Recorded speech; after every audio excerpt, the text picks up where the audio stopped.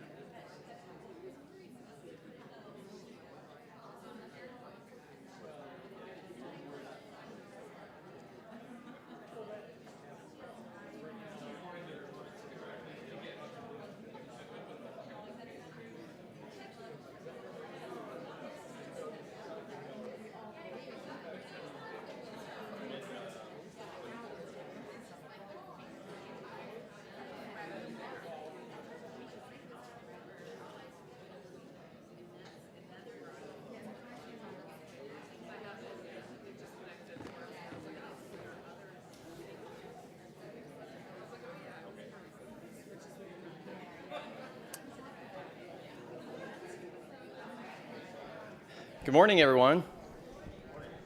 It's a couple minutes after 10, so we'll get started. And if anyone comes in late, they'll just miss the administrative announcements that I say every time I come here and do the bridge. So for those of you who don't know me, I'm Lawrence Brewer, Chief Records Officer, and I wanted to welcome everyone to the meeting, actually the first bridge meeting of the Safe Track era. So apologies to those of you on the phone who don't live in the DC area, but if you live in DC, you know exactly what I'm talking about, and I feel your pain. I was talking to Lisa this morning, who was complaining about waits on the Orange Line. So for those of you who don't know, Safe Track are all the repairs that they're doing on Metro, which is probably going to go on for years. They say right now the schedule is like, what was it, like 18 months or so? But we all know how that goes. So I think it is more like an era than it is going to be 18 months. So thanks for making the trip out. Appreciate you making the effort. We have a good meeting this morning, which started with our networking session at 9 o'clock upstairs. So if you are here, thank you for coming. We appreciate the opportunity to sit and talk with you over coffee and donuts about anything on your minds. If you weren't able to make it and you're in the DC area, I encourage you before the next meeting. We have our networking sessions from 9 to 10 before every bridge meeting up in the presidential conference rooms. So please put that on your calendar. Few administrative announcements before we get started. Just wanted to remind everyone that if you are in the room and you have a question or want to make a comment, we have microphones on the aisle.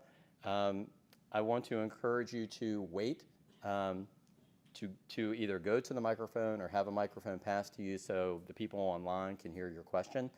And please be sure to say who you are and what agency you came from. That also applies to folks on the webcast.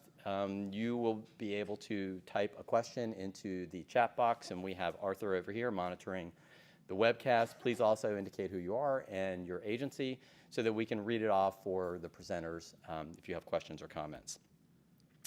Also, I would like to let everyone know that as we always do in the afternoon, we have our meet and greet session with NARA staff.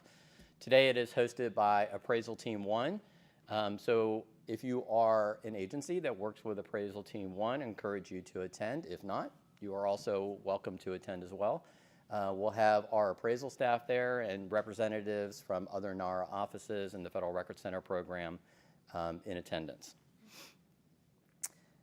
And then finally, last administrative announcement, if you have a question or a comment or a suggestion about the BRIDG meetings, the networking session, or the meet and greets in general, I encourage you to send your emails to rm.communications@nara.gov, our general RM communications mailbox. We would love to hear from you and any feedback that you have and ways that we can improve the meetings that we do on BRIDG days.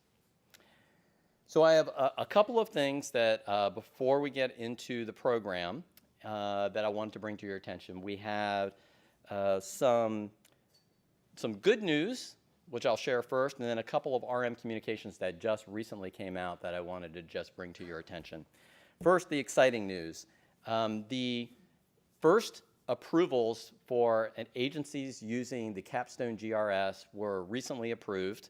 So we're very pleased to announce that the National Archives and NSA were the first Capstone forms approved and posted on our website. So for those of you who don't know what I'm talking about, these are the verification forms, the NA1005, that were submitted by these two agencies to request disposition authority for email managed under a Capstone approach using GRS 6.1. So we are receiving a lot more. We have a growing list of NA1005s that we are working through.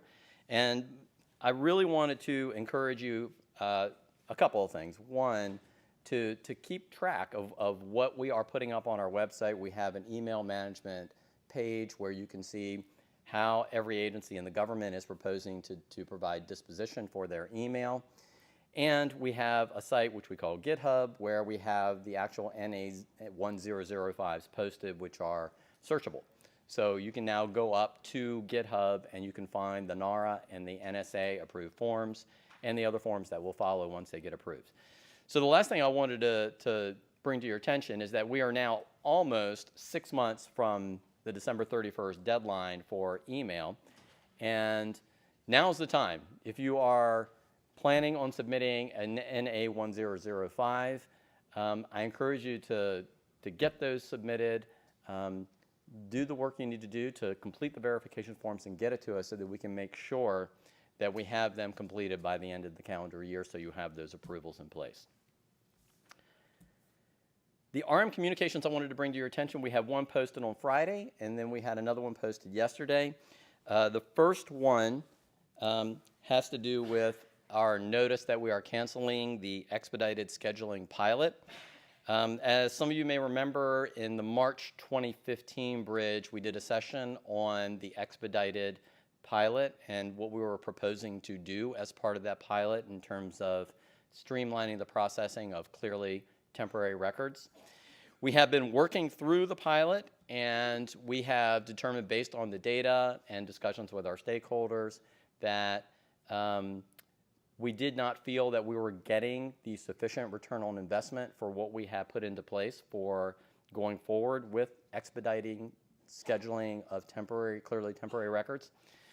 So we have canceled it, and we decided we're going to look at other ways that we might be able to expedite and improve scheduling. So we are continuing to emphasize fast-tracking certain schedules, and most importantly, we want to be able to work with all of you in prioritizing schedules that you feel really need to be put up as a priority for scheduling. So we encourage those communications and that dialogue to make sure that we are doing what you need and what you need to get done first. The second communication had to do with our FAQ on changes to previously approved schedules. So a lot of you probably understand and are aware that that is a longer way of saying pen and inks to schedules, and we've traditionally called them pen and ink changes to schedules. And what they are is after the schedule's been approved, there are certain changes you can make to a schedule that don't require submitting a new schedule. So what we have sent out in our notice yesterday is prior to FY 2000, we will not be making pen and ink changes to schedules. The reason for this is the FY 99 schedules and older have been accessioned into the National Archives, and we felt it's inappropriate to make changes to accessioned records. So going forward, if you have an FY 2000 or later, then you're still okay, and if you need to make a pen and ink change per that FAQ, that is acceptable. If you have a schedule older than FY 2000, then we need to submit a new schedule. And really, what we are suggesting, and probably the better business reason for why we sent the notice out yesterday, is that if you have a schedule that's 16 years old or older, it's probably not a bad idea to do a review and reschedule those records anyway. So just to let you know, and just a reminder to review those communications. Those are our two most recent communications out of the archives, and I guarantee you there will be more coming very shortly. So I will now turn it over to the program. We have 3 presentations scheduled for you today. First up, we have a presentation from the Office of Government Information Services within NARA, and we have our team sitting in front. It's going to give you an overview of what OGIS does. And then we have a presentation from the Federal Records Center program. We have Gordon Everett here, who's going to give you an update on upcoming 2017 items. And then we will wrap up the program with Lisa Haralampus, our Director of Policy and Outreach, who's going to do a detailed overview of our recently issued email management success criteria. So we issued it a while ago, but because of the way the BRIDG meetings fall, we haven't really had a chance to do the detailed walkthrough of it. I know we have given you all an overview of what the email management success criteria is, but today we'll have a chance to really drill down into it and hopefully have some discussion and some comments and clarify anything that you have questions about. So with that, I will bring it up. I will turn it over to OGIS and advance the slide and turn the program over to them.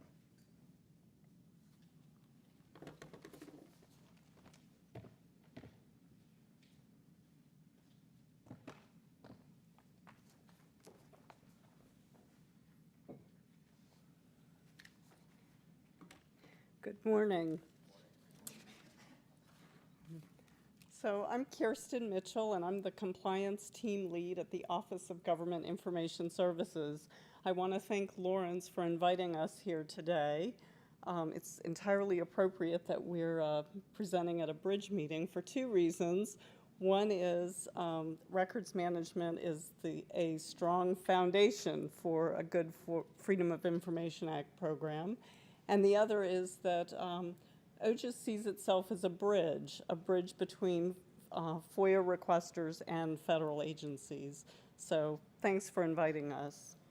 I'm going to go over a little bit about what we do. I'm going to talk mostly about our compliance program, but I'll give you a brief overview of our office in general. So we're a small but mighty office. There are 10 of us, although we are currently without a director. We have a deputy director, Nikki Gramian, who's here. Please stand, Nikki. And as you can see, we have 2 teams, a mediation team and compliance team. We offer mediation services to FOIA requesters and federal agencies. We also have compliance, and Amy Bennett, please stand, Amy, is on our compliance team, which I lead. We also have an attorney advisor and an administrative officer. So our statutory role, Congress amended FOIA in 2007 to create our office. And as I said, we review agency policies, procedures, and compliance. That's the compliance role. Here's the actual statutory language. In addition to mediation services, we also do the compliance, and we recommend policy changes to Congress and the President to improve the administration of FOIA. So this has been in the statute since 2007. We opened in 2009, and when our founding director walked into the office, there were requests for mediation waiting. So there really wasn't a question as to what was going to be done first. It was mediation. The compliance was a little slow to get started, but in 2014, FY15, we really got up and running, separated our mediation and compliance teams, and got to work. So one of the things we do is agency assessments, and that's where we go into agencies and basically assess their compliance with the FOIA program. So I'm just going to walk you through what we do.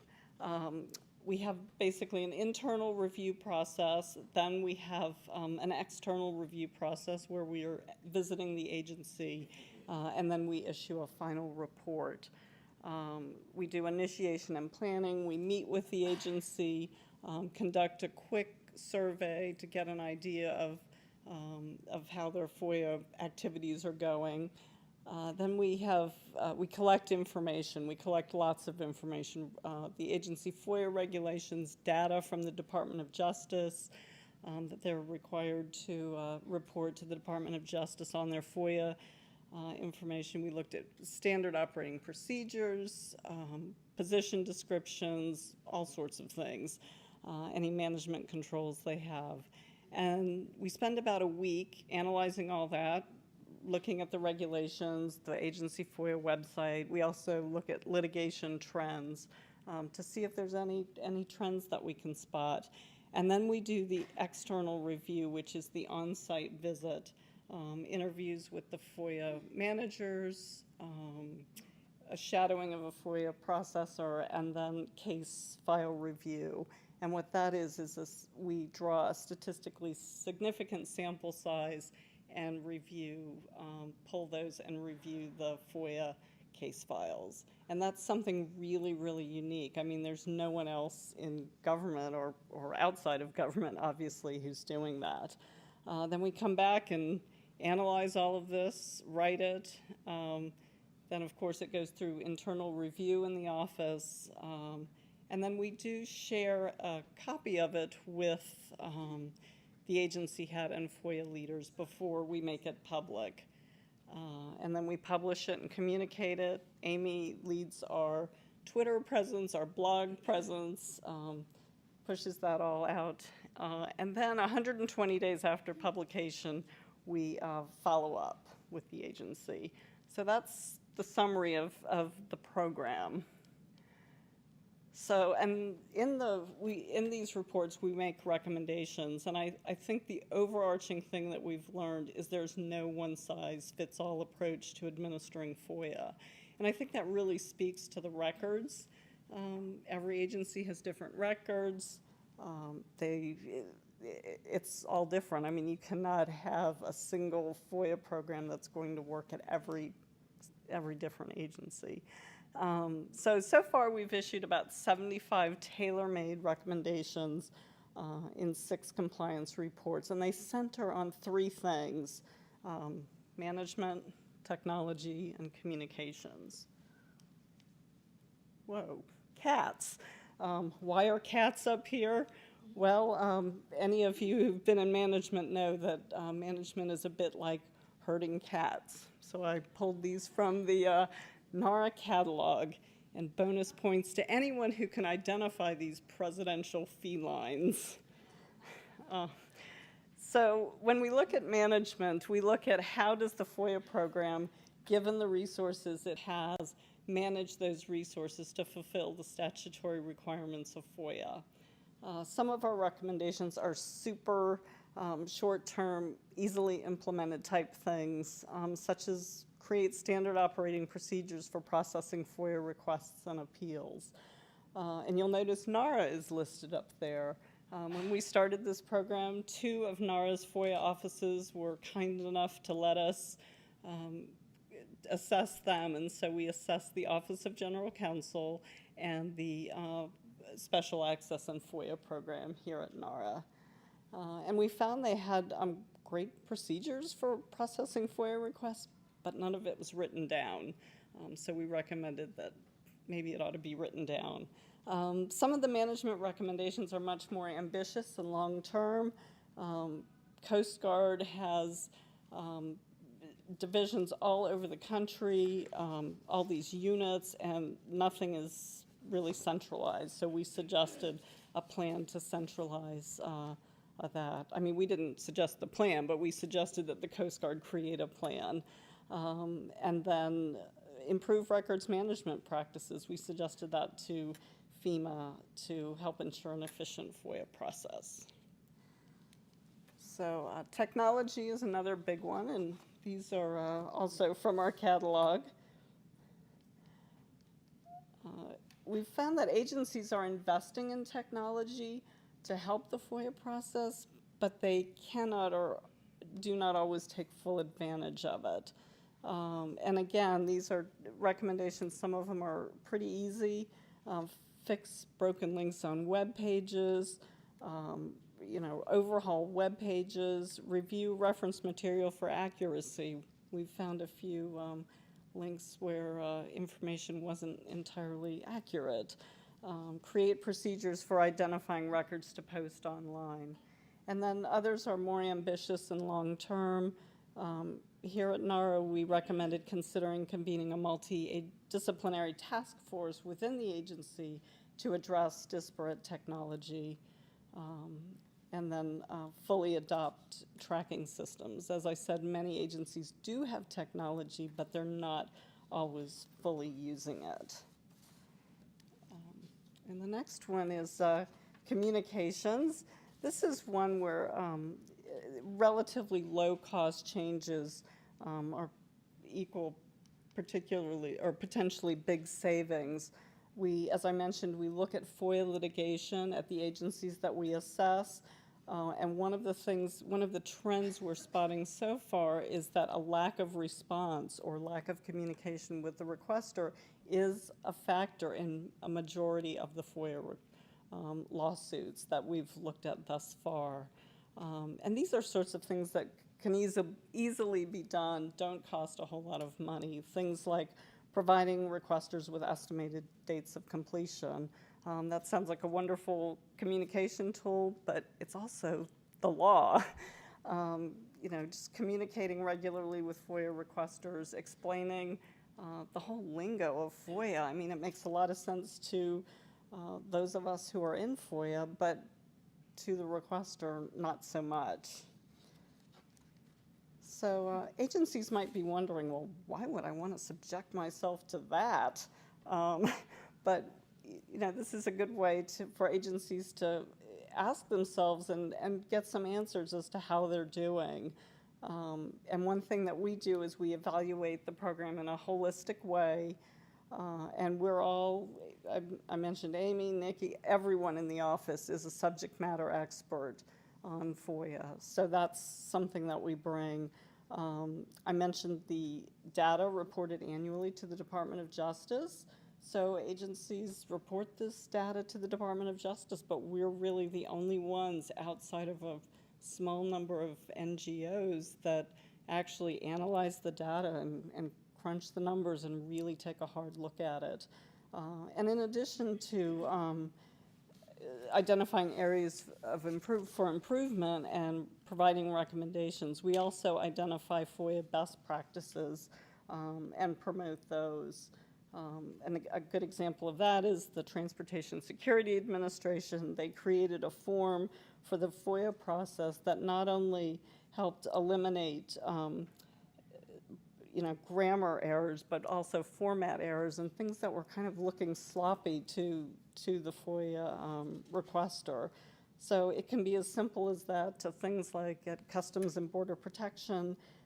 They undertook a huge effort to improve their management practices, both in the triage, increased staffing, and shifting resources to address problems. So as I mentioned, we started this FOIA agency assessment program in FY 2015, we started here at NARA, and then we moved on to the Department of Homeland Security and did the Federal Emergency Management Agency and Coast Guard. And we also launched Transportation Security Administration and Customs and Border Protection. So the current fiscal year, we've published Transportation Security Administration, Customs and Border Protection, and the Secret Service report is currently with the agency, and we expect to publish that in the coming weeks. And then we're in the process of doing immigration and customs enforcement. So for FY17, we're looking at doing headquarters of DHS, and then you can look for the following three agencies. When we release our FY17 calendar, you can expect to see Consumer Financial Protection Bureau, Office of the Comptroller of the Currency, and the U.S. Postal Service. And we have other agencies who've come to us and said, hey, we might be interested, or hey, we might be interested for FY18. So it's never too early to let us know if you're interested. So that's our agency assessment program. In addition to that, we also have some other oversight activities that we do. We'll look at a single topic within FOIA. Amy just finished a pretty big project on still interested letters. Those are the letters that agencies send, often after a long period of time has passed since the request was submitted, that asks the requester, hey, are you still interested? We need to hear from you in 10 days or we're going to close this request. And so there was really not a whole lot out there. I mean, we heard a lot from some requesters that this was a problem, but there wasn't a lot out there about this subject. So Amy delved into it. She looked at 17 years worth of data from the Department of Justice on the subject, talked to agencies, and created this report, 3 reports actually, which are on our website, which is ojust.archives.gov. We'll also look at a particular part of a process, of the FOIA process, so if agencies don't want us to look at the whole process, or they think, oh, you know, it's the triage process that we're having problems with, or it's the appeals process, we're happy just to look at that particular process. Agency FOIA regulations, and that's something we've been looking at since 2010. We review agency FOIA regulations either through the public commenting process, the interagency process. We've also had agencies come to us before it even gets to that point and say, hey, we're thinking about redoing our FOIA regs. Can you help us out with this? And we'll work collaboratively with them. And finally, we do agency FOIA correspondence. Agencies can submit their template letters and so forth to us, and we're happy to look at it for compliance with FOIA, but also just plain language. So that is what we do. And here's our contact information for Nikki, Amy, and I am very happy to take questions.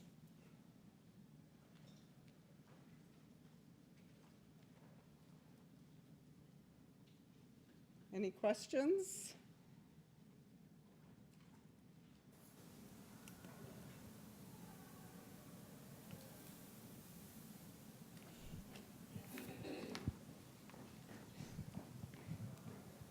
So you said you're on Twitter. That sounds like it would be fun to follow. Can you give us that Twitter handle? Actually, you can give them the Twitter handle. Sure. It's at FOIA_ombuds. Thank you, Amy. Yeah, and also, please follow our blog. We have a great blog, and you can get to all of this from our website, archives.gov. Questions? Comments?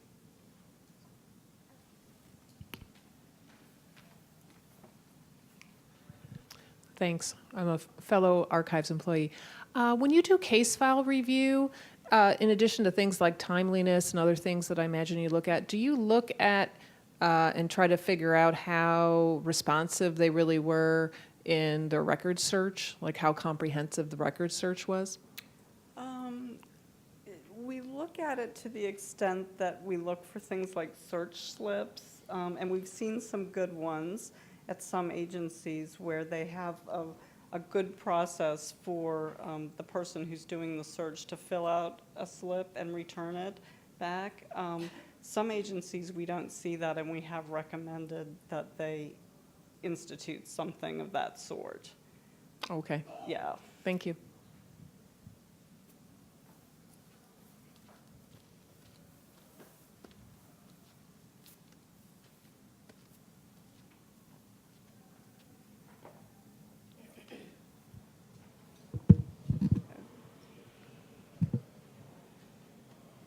Okay, well, if there are no further questions, I will turn it back over. Gordon, yes. Thank you.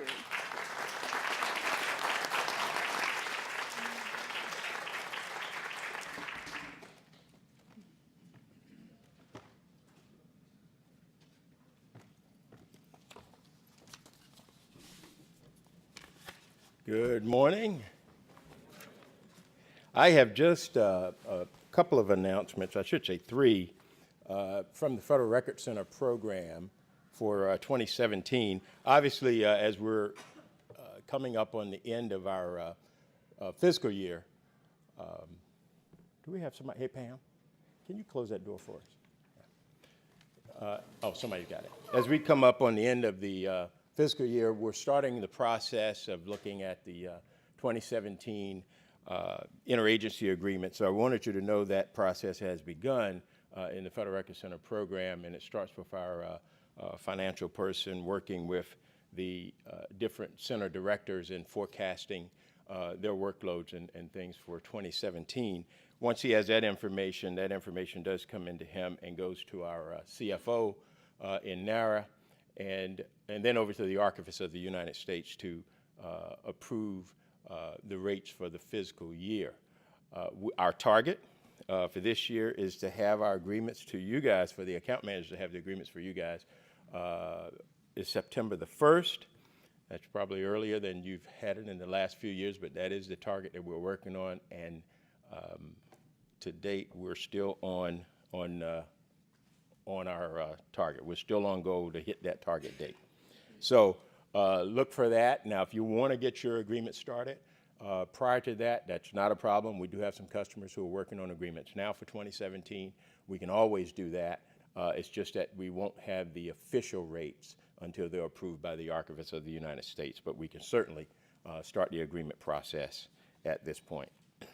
The second thing I wanted to talk to you about is you will receive from your account managers a NARA communication in the next few days about a couple of different things that are going to happen in 2017. We've had some requests over the last couple of years that customers who want it for strategic reasons to reserve storage space. And with the amount of capacity that we have, we had some problems, not problems, we were unable to offer reserve space to customers with that. But beginning in 2017, we will be able to offer customers reserve space who needs it, or whoever needs strategic need for it. It will be just as you can reserve that space just as you have boxes on those shelves, and there's a normal rate to do that. But everybody doesn't need that, but strategically, customers from time to time may need to reserve some space, may need some contiguous space to reserve at some point, and we will offer that service to our customers. So you'll see communication coming out on that. At least by the end of this week, you should have it from your account manager. The last thing I wanted to bring up and mention, we've talked we've talked a lot over the last year about ARCUS and our ARCUS surcharge that kicks in 2017. And so with the new fiscal year, There will be a small surcharge for transfers and reference that are handled, that are paper-borne. So if you're in ARCIS 2.0 and you can do that work through ARCIS 2.0, there is no fee to do that. But when you have to do that via paper, there'll be a slight surcharge to handle those fees. So we want to encourage all of our customers as best as possible to make sure you're working in ARCIS, you're set up on ARCIS. If not, let's get to your account manager, and we can get you guys set up on ARCIS fairly quickly. There are some things that we'll need to do that, but through ARCIS, you can do your reference requests, you can submit records transfers. There's increased levels of security that you can apply to your records. So we just want to make customers aware of it. It is coming out in our announcement, so there will be that small surcharge.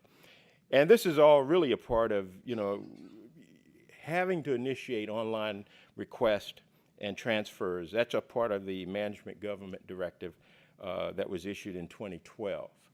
And, this requires to the fullest extent possible that agencies eliminate paper and electronic record keeping, and we're trying to help our agencies do that. So we're going to encourage you to, if you're not there, and if you can, let's work through ARCIS, and you'll find it to be a very efficient tool in handling your records.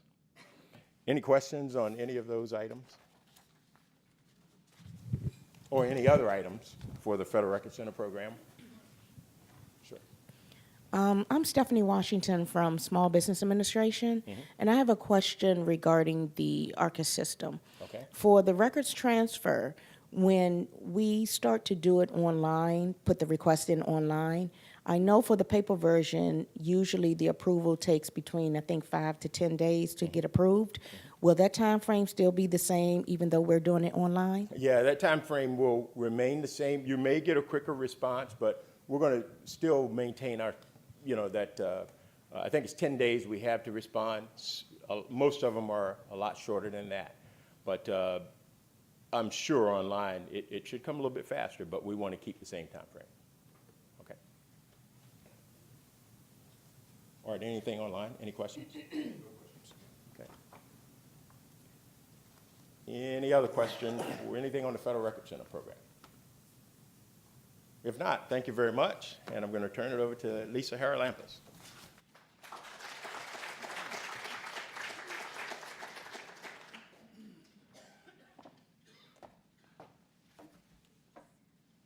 Thank you very much.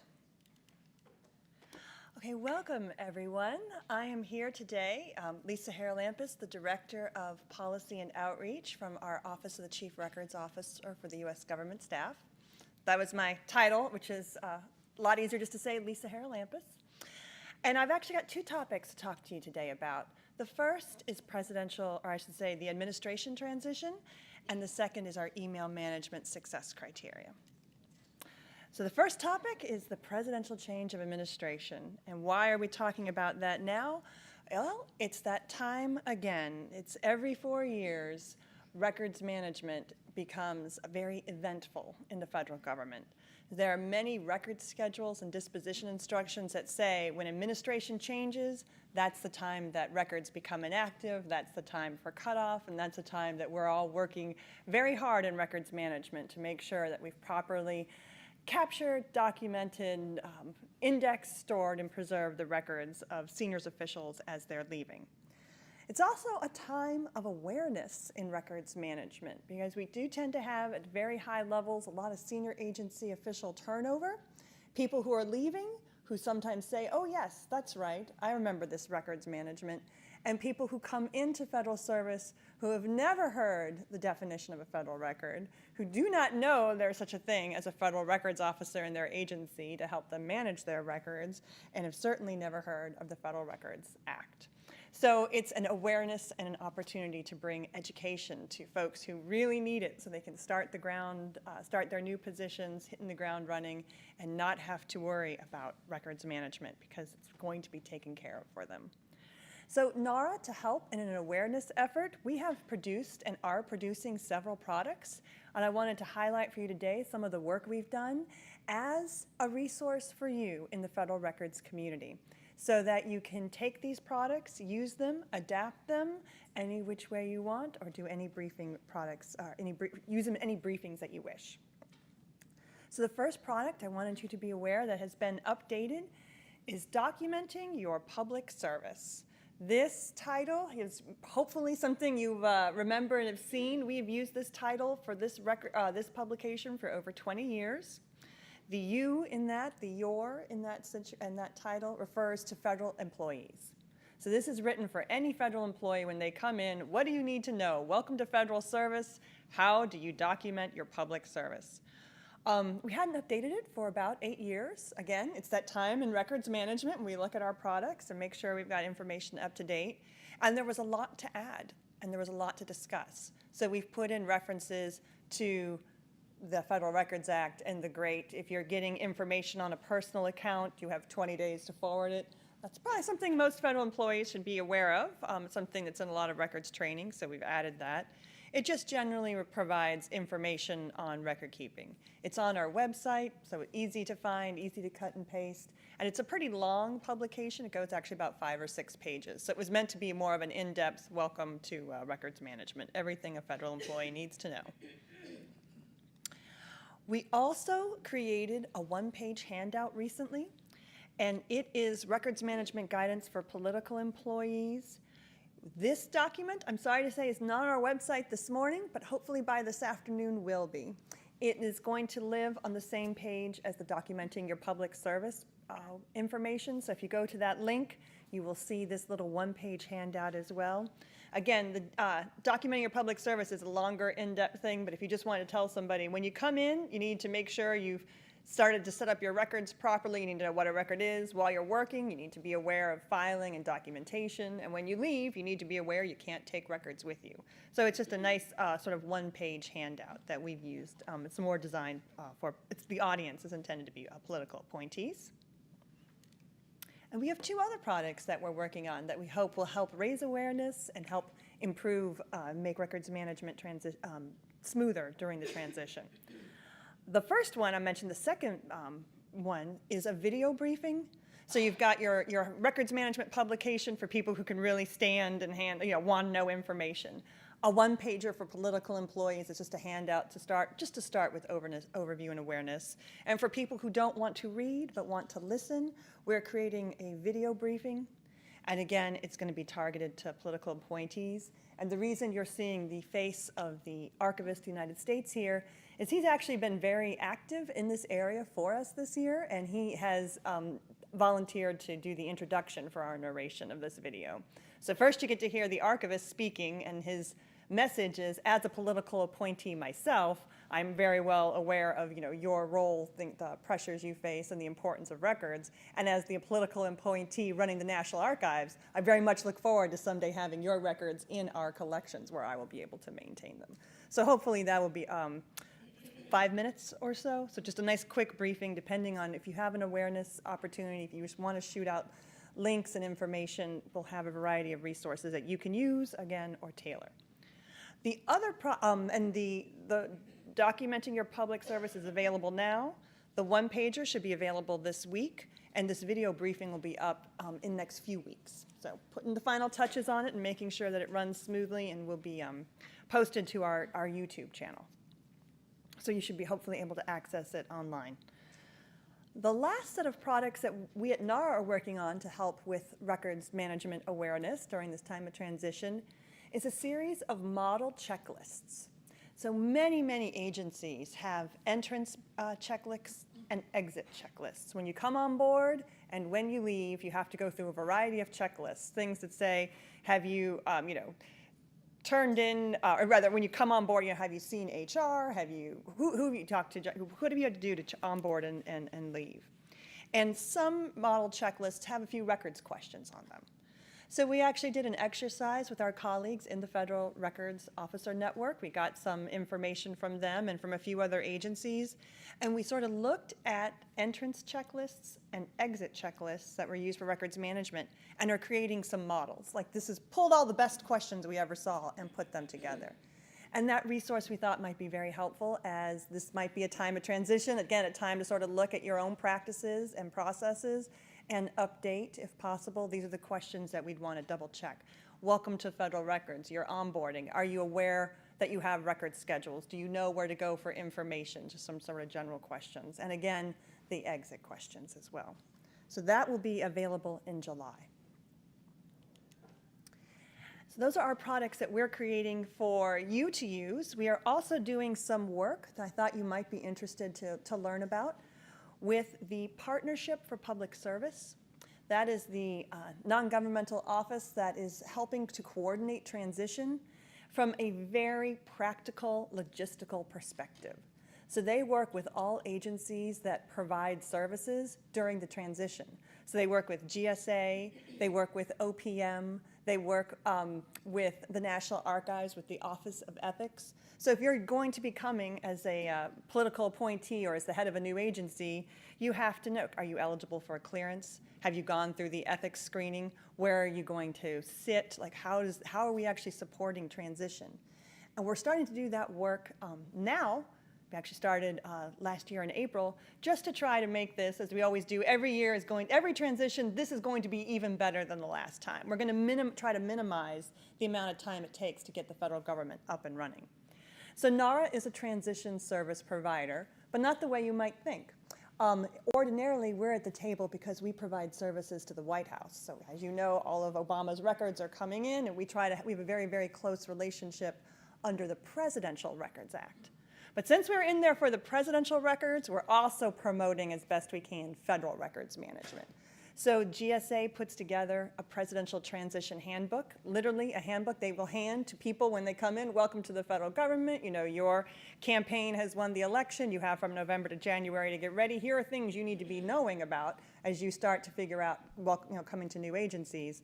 Well, we're getting records management in that handbook. We've sort of put in there, these are the requirements, things you've seen in all these other products, we keep putting in there. So hopefully, if you, as the records management community, are reaching out to the incoming and outgoing employees, they'll be ready to shake your hand because they will have heard as well.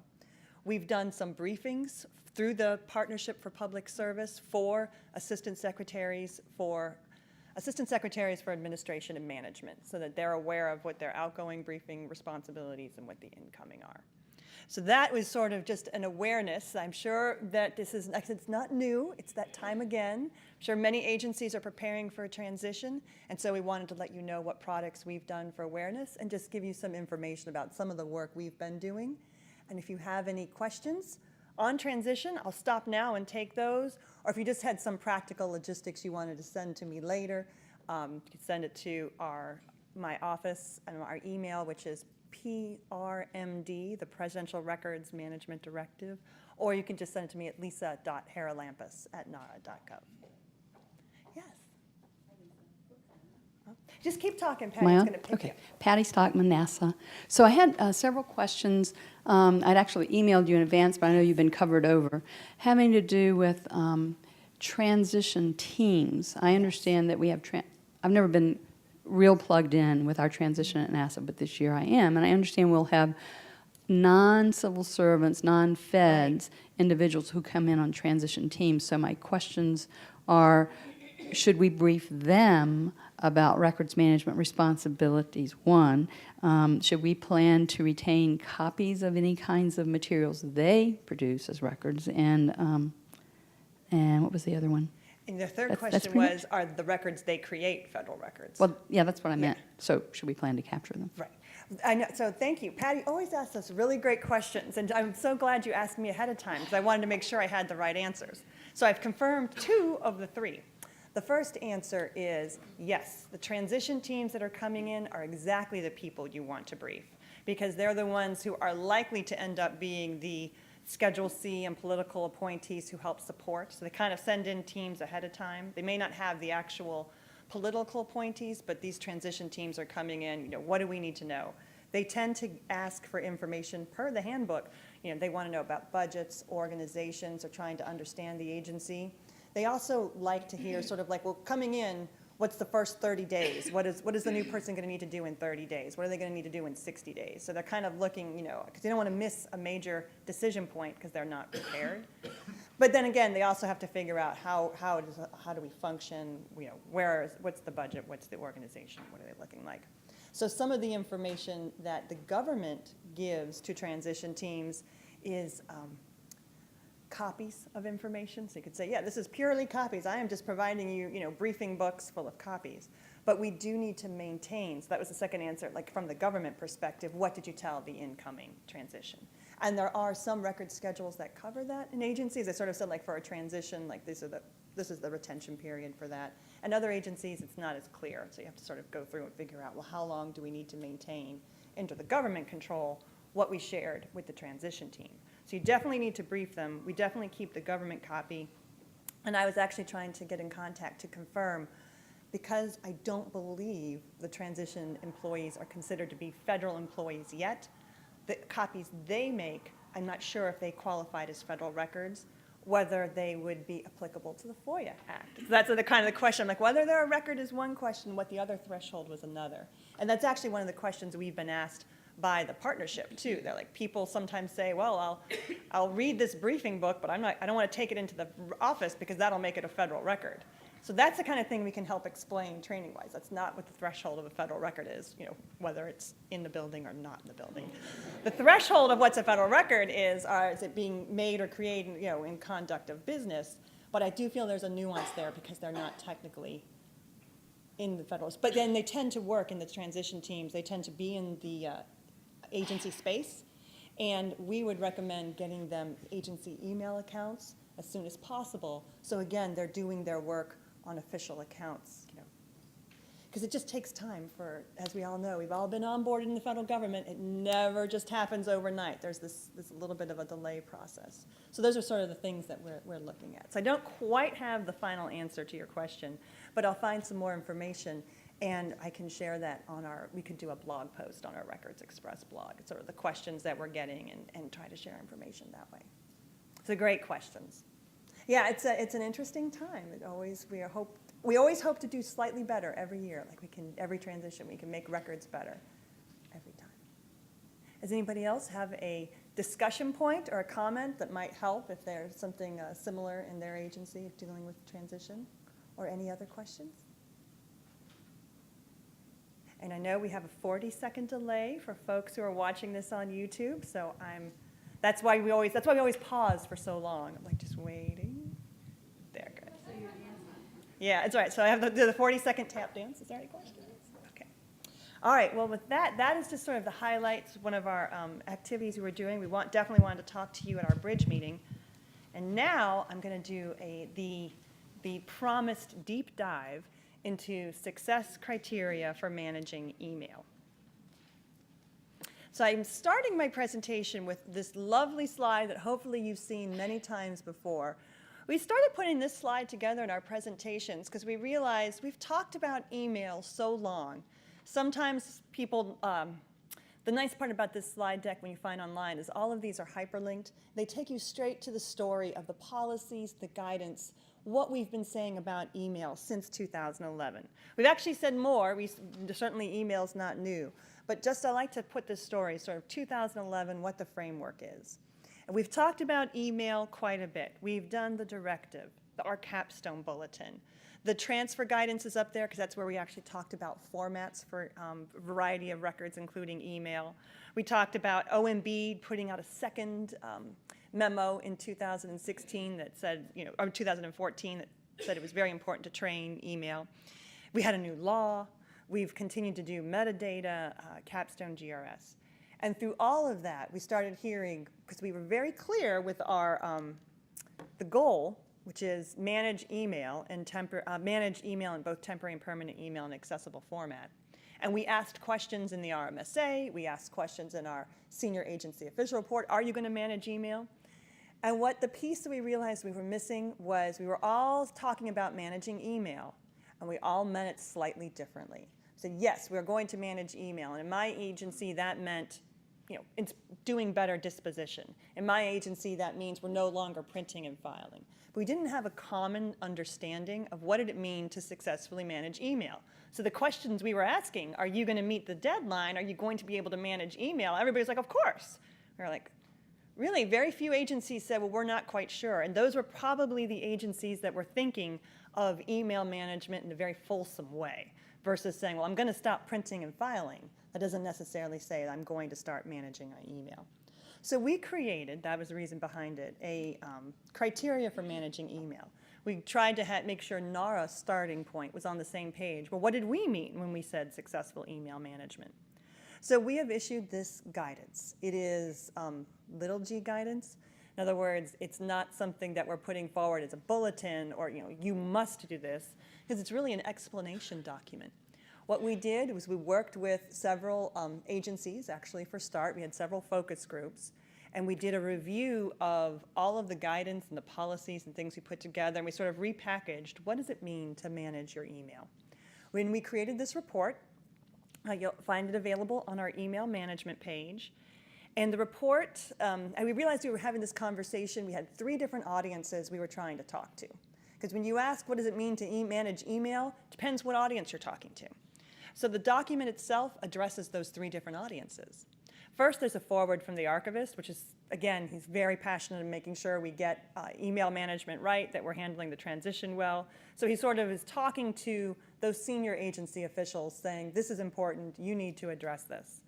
And we actually have a few pages, which is, what is email management? And NARA is defining successful email management as having the policies and systems in place to access records over time and implement their disposition. And that is the one-sentence phrase you can take around and say from this presentation, yes, I know what successful email management means. It means having the policies and systems in place to access records over time and execute their disposition. It doesn't quite flow off the tongue, but I've been practicing that now for 6 months, so I can say it with authority. And hopefully at the end of this presentation, you will as well. So we sort of have this high level, what does that mean? It's a couple of pages that's written for senior agency officials or for people who are trying to understand what does NARA achieve. And then we have 2 appendixes. One are questions for discussion, and that was actually aimed at you as the audience of like a federal records audience. What questions would you be asking as records officers? Am I managing email well? And then last but not least, we have the audience that would be more of a technical implementation audience. We based we called this Appendix B. It kind of looks like this. And we said, here's the requirements, here's the category. Is it policies? Is it sort of policies related to appraisal and scheduling, to maintenance and use, to disposition? And then we listed the requirement and where it came from. So again, this document to determine what is email management was based on a synthesis and analysis of all of the requirements we'd had in that first bulletin. Everything we've said in laws, regulations, and guidance sort of pulled it together and said, this is what those requirements are. And we hope that by displaying information in these 3 different ways, we're really having very thoughtful conversations to make sure we're managing email effectively. Oh, sorry, I already covered why we needed them. Again, to make sure we had for them to be a resource for you, to provide this common understanding. And it's our goal to be able to incorporate these questions and these requirements into future oversight and evaluation. So you could expect to see some of these types of questions appearing in the RMSA in the future, or maybe in an SAO report where we say, you're responsible for the strategy for managing email. Do you have policies in place? What systems are you using? Are you able to effectively access that information over time? And I guess one of the most, for NARA, from our perspective as the National Archives, when we actually start receiving transfers of permanently valuable email under the approach, we will know that we've been successful in email management. Again, what are those 4 criteria? NARA we call these categories. So the way we kind of described it was in one sentence. We think successful management is having policies and systems in place to be able to access information over time and execute disposition. See, we're going to say this over and over, and then we're going to walk away saying, I know what it is. So we're going to look into those 4 categories, because that's how we sort of broke it out. There's 4 places that we need to concentrate, or 4 criterion. So policies is the start, because you can't sort of say I'm successfully managing email until you know what your strategy is for email management. For example, are you a capstone agency, or do you have a different process in place? What policies do you have? Some agencies have policies in place that say flat out, we do not permit agencies to use personal email to do federal business. So it doesn't have to be groundbreaking, but it's sort of like saying, I've got a place where I've laid out, these are the policies that relate to email management. I know for our colleagues in OGIS and for folks who are doing FOIA, if you don't have a clearly defined explanation of how long you retain email, that it's very hard to be able to say I've adequately done a FOIA search because I don't know where my email was in the beginning. So again, records management being the backbone, we start with the backbone, what are the policies? And again, our document here say you tell them what their policies are, you develop them with relevant stakeholders. That's classic. And then in our document, we tried to sort of say, you gotta have some policies, and this is what success looks like. So you would say, I've got a policy, and I was able to actually train to that policy. It was understandable. And people now know what my responsibilities are for managing records. An example under capstone, as you could say, wonderful, I'm taking a capstone approach, and we are just saving all email for 7 years. Well, what is an employee's responsibility in that case? Well, the answer would be nothing, right? I no longer have to click and file, but they still should probably be aware that all of their email is going to be kept for a certain time frame and therefore would be available to them to research, to use. Or again, if you get email in a personal account, you need to forward it to your email account and why that's important. We talk about, you see in this guidance, it's one of the first places we've started bringing in marking requirements and handling requirements for classified email. Because when we looked at all of our requirements that were out for email, we kind of looked at what has the National Archives done, what are the policies that are out there, and we tried to make this a place that we put it all together. So you'll see there are requirements for handling email, and we'd like to make sure that people are aware of those as well.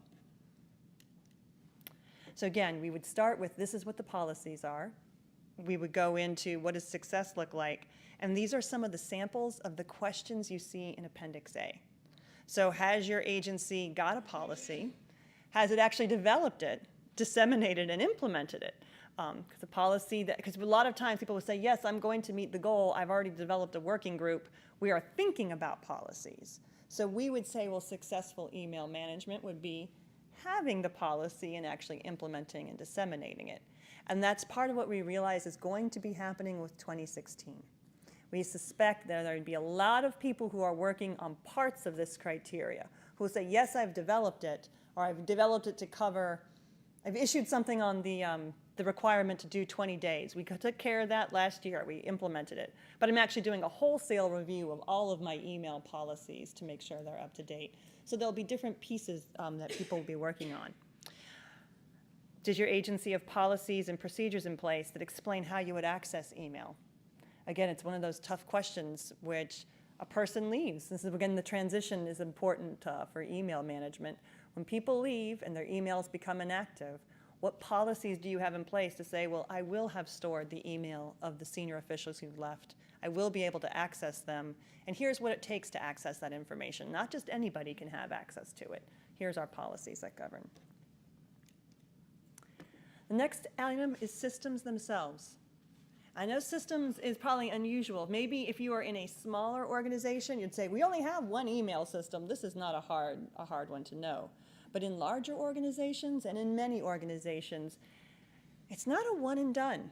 There's usually more than one email system that had been used or has been used over time. Sometimes public affairs offices may have a separate email system because the nature of their business, they're just more susceptible to having virus and spam, and so they'll just segregate them off and say this is an email system for one. Or you'll have classified email systems, unclassified email systems. Again, legacy email systems. We're always migrating. We're always trying to improve. So first, there's the idea that you as an agency, as a records officer, I know where my email are. I know what systems are. And that's just the systems to send and receive the email. Those are not necessarily the systems that are used to store and preserve email. So it's, again, trying to figure out what systems do we have in place that manage, because you may have to go back 10 years. going back 10 years to find email, that's probably not in the native system. What does it look like if you have success? Well, again, they're able to execute the policies. I've got systems in place. They're not being built, they're not being considered, they're not in acquisitions, they're actually in place, and they can execute those policies. Some of the questions, again, you can see it's a little bit of a repeat here, but that would just sort of be the basic.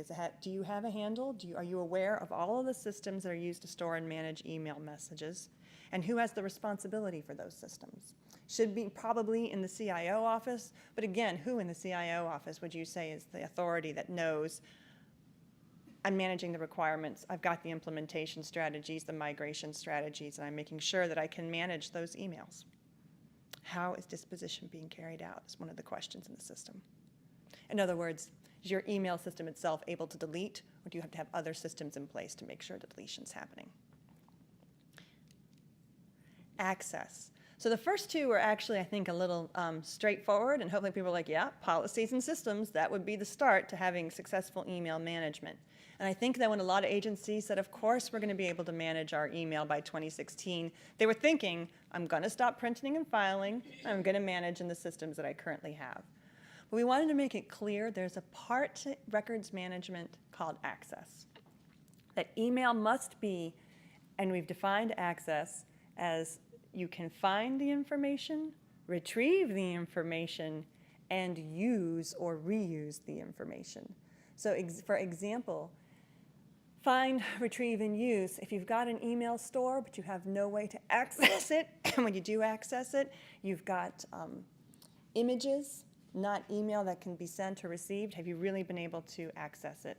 If your email is encrypted, so I can find the email, but I can't actually unlock it and read it, certainly won't help NARA when it comes time to preserve those records for the historical record, but it won't help you either. So there's some real questions you have to ask about, can I access, find, use, and reuse my email throughout its life cycle? And if it's 7 years, hopefully that's one period. If it's 15 years, that's another period. And when it gets to 20 to 30 years, it's a really difficult question of knowing, can you access email over time? So access over time. Again, what does success look like when you're doing good access? You've got email content, context, and structure. So those classic records management principles haven't disappeared. This is where you see them from successful email management. They're protected against unauthorized loss, unauthorized access, and they are reusable over the entire record schedule. You'll see there's a lot of repetition here because things don't fall neatly into 4 categories. You have policies for disposition, policies for access, policies for systems. The systems have to support all things, but it's just 4 buckets to think about successful email management. On the questions we asked, you can see it kind of makes sense here. These are the questions you'll see in Appendix A related to email management. Can you perform a search for multiple email accounts in multiple systems to find what you're looking for? Because we know people have more than one account, and they have more than one system. How are they being found? And then last but not least, it wouldn't be good records management if we didn't talk about deletion and transfer. So we put a whole bucket in place to say that is NARA's goal with electronic records management. When we set up the directive, we said we wanted email to be managed electronically. We wanted to come up with new approaches to get individuals out of it. So we'll have collections of email we can store and maintain over time. Collections of email we think will be historically valuable. So to get to disposition, what is your approval? What's the schedule? What's the authority to delete email? Is it going to be agency specific? Is it going to use Capstone? Are you using another approach? It would be remiss if I didn't say Capstone is an approach, but it may not be the only approach. And we're certainly open to hearing how agencies probably have a variety of approaches they use to manage email. What does success look like? You do indeed have identified retention periods, and you have those systems and policies in place to actually do it. We should talk, and again, these are some of the questions that were on Appendix A, but I'll also point out Appendix A talks here about litigation holds. So do you have the policies in place that allow you to say, nope, I'm going to stop doing deletion if there's a litigation? Do you have other questions on disposition would be, What formats are you maintaining? And you'll see that in systems and formats as well. It goes back to that format guidance. There's certain formats that we think will be able to sustain longer term, other ones we don't think will be as useful. And I am talking about Lotus Notes in that situation. So those are the questions that you'll find, and that was, believe it or not, the deep dive. So the document, what I'm hoping I've given you here is that NARA believes successful email management is having the policies and systems in place to do access over time and execute disposition. You can all recite that now, correct? And when you look at that document, you'll see the types of questions and the specific requirements that get in there. And we would encourage you, if you have any questions, to contact us. You can contact us in a variety of ways. You can contact me directly. You can contact my team. That is our team email. And you can contact us on our Records Express blog. We do have the blog that's up there. I know that if you have questions that you put there, we would be able to have a dialogue in that public space as well. So I'm sure with that successful criteria for email management, some people may have some comments or some thoughts about what they wanted to see, what they have seen. If they're maybe surprised about what the success criteria was. I know sometimes when we told people we were issuing success criteria, there were some different viewpoints of what it could be. I sort of pause and ask if there's any comments or questions or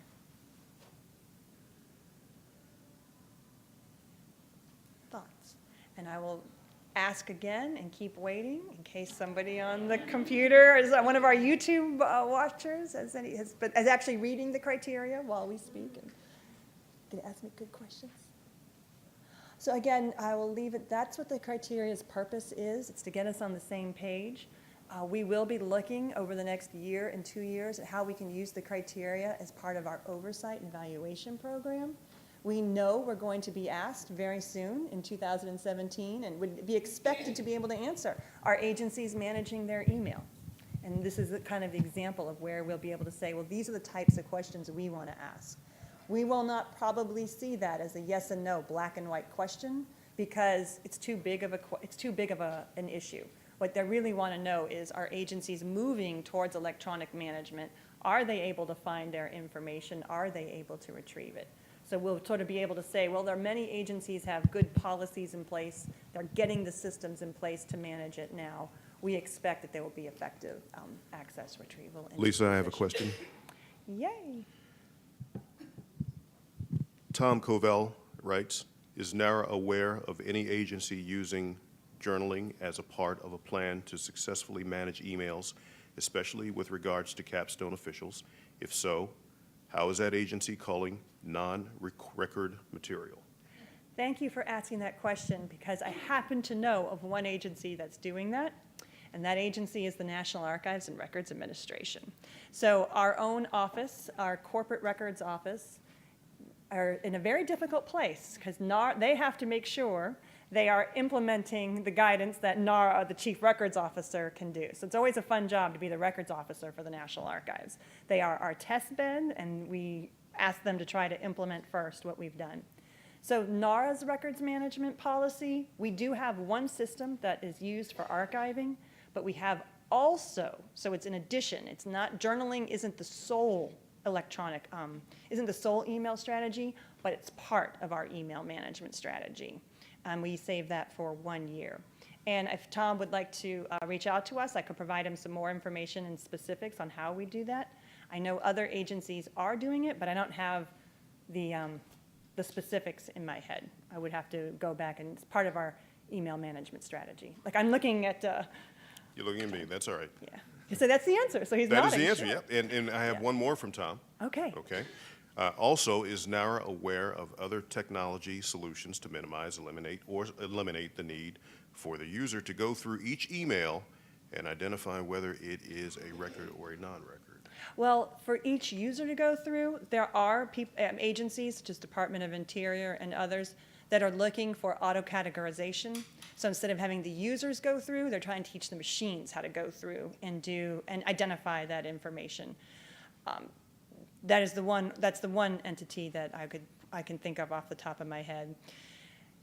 With Capstone, we're trying to get users away from having to make that decision, but there still is an entire process, a thought process of records officers, the appraisal team, the agency, stakeholders trying to say, these are the accounts that we think would likely be making permanent records. So from my perspective, there still is a community making a decision on where that information might reside versus making the individual make the decision. I should say, the other question that was asked that I did not answer, Tom, you asked about culling, and I appreciate that. You asked a question about if you're doing journaling or you're doing an email management approach. As we've said, NARA didn't say you had to save everything. If you read our Capstone approach, we certainly said agencies should consider what I don't want to save, what you want to cull. We left that open-ended. At the National Archives, we have some automated rules for culling. So when we went to implement, we said, yeah, we're not saving email blasts. We're not saving spam. We're not saving, as I like to say it, the Federal Computer Week advertisements that go through. But we did those culling rules as automated rules, so they're not individuals having to make some of those decisions. We also, at the National Archives, are allowing individuals to, instead of click and file, which would be opting into the record system, we are allowing individuals to opt out. So they can click and unfile. And that was so if they had identified personal records, we could say, yes, you can take your personal materials out of the system. That is a choice that NARA made when it decided how it was going to implement the guidance that NARA made. So again, 2 offices, and our office, we put that guidance out. That's how the National Archives at that time made the decisions on how they were going to implement email management. And I think other agencies are doing things similar, and some agencies have said there's no opt-out from their perspective, from a risk perspective. It's just easier to maintain all email that's captured with only automated deletion, automated culling rules, as it's easier to defend this was the system versus this is an individual making a decision. And defend is probably the correct word to use there. So Tom, I hope that helps, and if you'd like to have further conversation about it, please let us know. We'd be happy to talk offline. Tom says, thank you, Lisa. Oh, you're welcome. So Lisa, I have follow-up to your answer to Tom. So the opting out capability, Yes. is that are you saying you've implemented that with your senior officials, your Correct. Capstone officials? And so that's an opting out feature for specific emails, is that? Correct. So we have, at the National Archives, as I believe the philosophy was when we implemented our email system and went with Capstone in 2013, if we at the National Archives can't identify a non-record, nobody should, right, like this would be a problem. So given who we are and given what our risks are for our records collections, we're not a high litigation risk agency. So I will say that that's part of that was part of the calculus. We decided that for all email will be captured, but if anyone in the National Archives, including Capstone officials, want to label their email as non-record or as personal, they can set up, because we use Gmail, a label, and then they can apply that label to the records. And those records will not be captured by our archiving tool. So our archiving tool sort of crawls, goes through the email, and picks up all email unless it's been flagged. The journaling tool picks up everything. So we have a 1-year backup of a 1-year collection of every email ever sent. But For your senior officials? For everybody at in the National Archives. And then for our Capstone implementation, the archive is only picking up emails which have, it's picking up all emails unless it's been flagged as non-record. Using journaling or no? I think it used a different calling technique. The same technique, one used for journaling and one used for archive. And in the journaling feature that you're doing, is that where you call out the email blasts? No, I think the journaling feature captures everything. It's literally all emails sent and sent back and forth, for everything kept for 1 year. I think they use the journaling feature, for example, if we were to have security investigation and they want to know, what was sent or not sent, you could say that was the entire set of emails. If we got a FOIA request, we have to ask people, well, what is it you want us to search? Do you want us to search our archive, which we've kept records, which is where we expect to maintain over time? But if necessary, we can also search our journaling file for 1 year. Thanks. But again, it's a retention policy. So now we can say, our archive, for 7 years, we're capturing everything that was identified as a record, with the exception that, yes, people could have deleted. We will be able to explain. We had this policy in place that allowed users to opt out. So I'm a Capstone official, and I see an email coming through that is related to a personal event, and blueberry picking, can just say, nope, delete it. If the official does nothing, then the blueberry picking is part of the record. I'd like to try to always find examples, because people ask, it's like soccer schedules, doctor's appointments, things totally personal that we would ordinarily not keep. But since we strongly encouraged Capstone officials to use official accounts, I could see where people would say, yeah, I didn't get out my personal device, I just sent that email. Now it's part of the historical record. Now it's going to come to the National Archives. And that's part of and that's part of the deal. That's part of the Capstone deal. We'd rather take a few personal emails and make sure we're getting record emails than the other way around. And let me just ask a clarifying question of something you had said about the Capstone approach, that NARA hoped that would help, if I understand correctly, help alleviate the burden on agencies to have employees proclaim record or not. So your all's idea is that agencies may implement the temporary retentions in Capstone to capture all their employees' email, regardless of whether it's record or not, for those durations, correct? And that's what you're saying you guys have done with the journaling of all employees' emails, unless they flag them as personal or non-record. Our journal captures everything. Our archive crawls. Actually, I think our archive doesn't crawl on a daily basis, correct? Our archive crawls, I think, 90 days. So you have 90 days to create. Yeah, like everybody's. My colleagues are nodding. They're like, yes, you remember the training correctly. If I had taken my training correctly. Our crawler is every 90 days. So after 90 days, the crawler goes through Gmail and says, I am now sucking up the records sucking up, that's a technical term we use. I'm crawling, I'm copying the records, I'm storing it in our archive location. So we always say we have 3 locations. The journal file, which is for a totally separate information management purpose. Our archive, which is for the records management purpose. And then, of course, the tool itself, which is sending and receiving. So we have very complicated procedure when you come do a FOIA search at the National Archives. We know what our email is. We know what to collect it. We know how long it will be retained. So we're able to say what we were able to find. And that's, again, very in-depth and those questions are great because that helps explain what one agency's done trying to implement the success criteria. Well, how many systems do we have? It wasn't actually that clear. Well, what policies did we have? Well, it depends on what we put in place and allowed people to do. NARA, the records office, may change that policy in the future, depending on the data they get. Or they may say, this is great. This is working for us. It keeps the numbers down. It makes the volume manageable, and we're able to find the information we need for our business. So thank you for giving me a chance to explain the success criteria with a little case study there. The only one I really feel comfortable talking about, because I wouldn't want to talk about what other agencies have done without probably having the expert up here talking as well. All right. Well, in that case, I'll invite Lawrence Brewer to come back and close our session.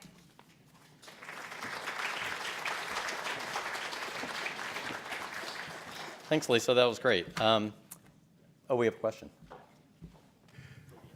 We have one question for Gordon. You mentioned surcharges when you were speaking a while ago.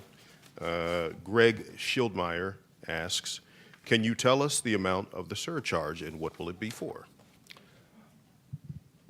While these amounts have not been approved by the archivist, I'll give you an idea of what we're looking at, just from a budgeting standpoint.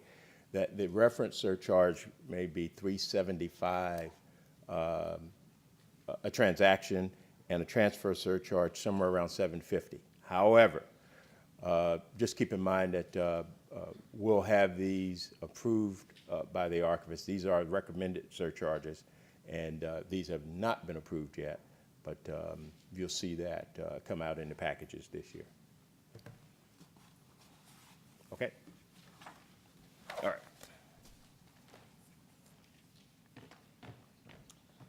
Thanks, Gordon. So welcome to the open mic section of the meeting. I wanted to add one thing to what Lisa said. It was a great example of what NAR is doing as far as capstone and the success criteria. But I wanted to point everybody else to the senior agency official reports that are up on our website. If you read through the reports, you'll see a lot of discussion and narrative about what a lot of other agencies are doing and planning in terms of how to meet the email goals. You will see references to journaling. I can't remember offhand which agencies were. There's so many of them up there, but I know they're there. And there's a lot of other detail and content related to how agencies are meeting not only the 2016 goal, but the 2019 goal and the presidential administration and what activities they're doing to make that happen in reality in their agencies. So a lot of good information in there, and you just need to go to our website, find the SAO page, and then you can find the link for all the reports. I wanted to, since we have some time before we closed, and I know it's the first meeting of the summer and everyone's already thinking about their plans for what they're going to do on vacation, but I'm really interested in maybe getting some feedback from all of you, if not today, maybe via email, on what you would like to hear us talk about at future BRIDG meetings. So we have a very rigorous process back at the archives in how we develop these agendas, and it goes something like this. Lisa, what do you want to talk about next month? Maggie, what do you want to talk about next month? So we'd like to get away from that, and we know that there are always going to be things that we need to talk about and share with you, like the success criteria, like what we're doing to support the administration transition. But I really would like to hear from you if there are things that you want to hear presented here at BRIDG. I've always hoped that we will be able to do maybe some joint presentations with agencies about some of the activities that we do together, whether they are some of the oversight activities, inspections, focus groups, policies, how we develop white papers, and share some of that with the rest of the agencies. And you know, if you have ideas of particular topics that you would like to hear, I would love to. I actually have a pen here. I can write them down if you have anything that you want to share today. If not, again, RM Communications would be the place. Send us an email. What would you like to hear? Our next meeting's in August. I'm guessing August is probably not going to be the most well-attended meeting of the year. But then after that, we have our first meeting in October, and I know that's when everybody is like back to work and ready to talk about what we're going to do in FY17. So I'll just turn it over right now. Before, you know, we can always have a longer lunch, but if any of you have any thoughts about, you know, what you would like to hear from us at the August or the October meeting, I'll turn it over to you on the phone and in the room. Lawrence, this question actually comes via email, and it would probably be more catered to Lisa, I think. Roxanne Batiste asks, will NARA assume the responsibility of ensuring non-records are not released for capstone officials should they receive a request? So, do you want to read that again? I can read it again. I can read it again. Will NARA assume the responsibility of ensuring non-records are not released for capstone officials should they receive a request? So our records, Yes. NARA's records. Right. Will So- we assume the responsibility? Right. I mean, I would assume that our regular process in terms of, you know, how we would review records that have been identified for accessioning into the archives, we would review them for, you know, restrictions and access, and they would be made available through the way we make our electronic records available. So similar to other processes for electronic records. And if I can, I'm coming back here just for the votes on the screen. So yes, NARA is assuming responsibility for that. As I said before, it's one of the risks or one of the challenges with the capstone approach. We have given ourselves an out as well. When you read the policy, it says agencies may call and NARA may call.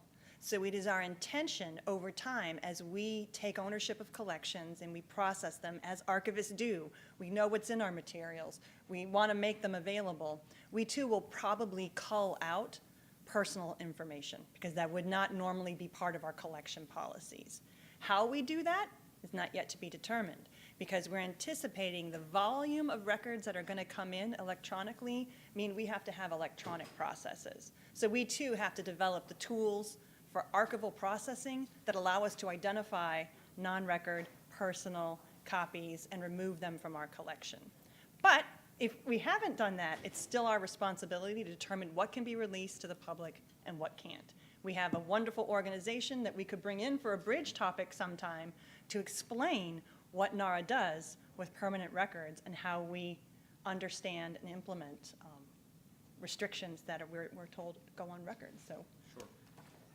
Right, and those processes are the same. So whether we're talking about email or the electronic records, we do that access review. But it's an interesting question because, you know, as we're talking about with Capstone, it's a totally different approach where you're looking at scheduling based on the role or the account of the official versus the content.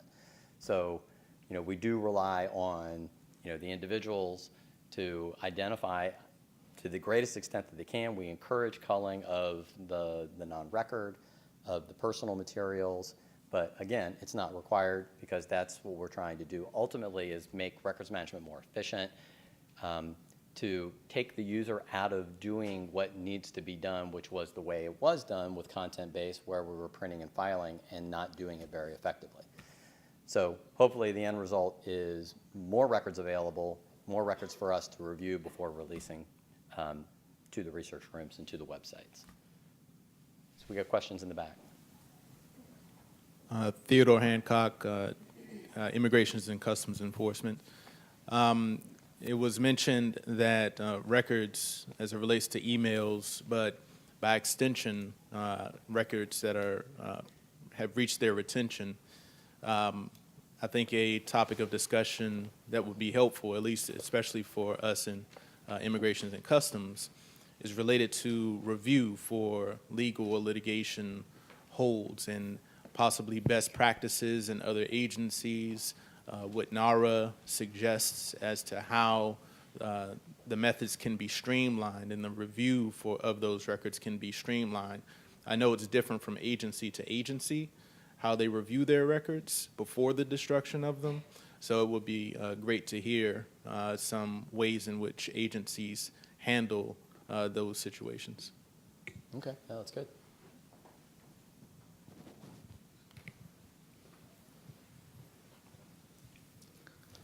Lawrence? Yeah. Hello, Troy. Troy Manigault, Energy.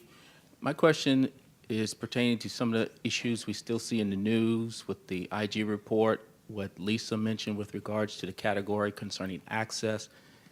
Would NARA consider some kind of regulatory discussion about access for records officers and records professionals to avoid issues, particularly around scheduling and some of these other activities where individuals and programs intentionally delay, stall, conceal, and it prevents us from executing what we need to do from a records perspective. And in different arenas, you have credentials that specify your role, your classification as far as access to information, top secret, secret, and it gets you in the door. And it lets people know right up front, this is your role, this is why you're there, you must provide them assistance to execute the mission. It keeps us from having to beg, borrow, and plead to do our job. Something to consider. Yeah, no, it's a good topic. Maybe having some discussion about success stories where agencies, you know, have been able to get that access to do what we all know needs to be done. So if you're one of those agencies and you're in the room and you're on the phone, let me know, and we'll see if we can arrange something along those lines.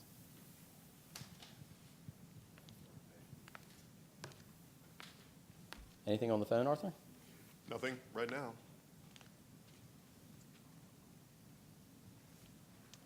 Okay, so again, I would just encourage you, if you have any other thoughts, to send them to RM Communications. As you can see, our next meeting is August 16th. We'll see what we can get set up as far as the agenda and, you know, hopefully take into account some of the suggestions that for today. And until then, have a great summer. Enjoy your vacation, and we will see you back here in August. Thank you.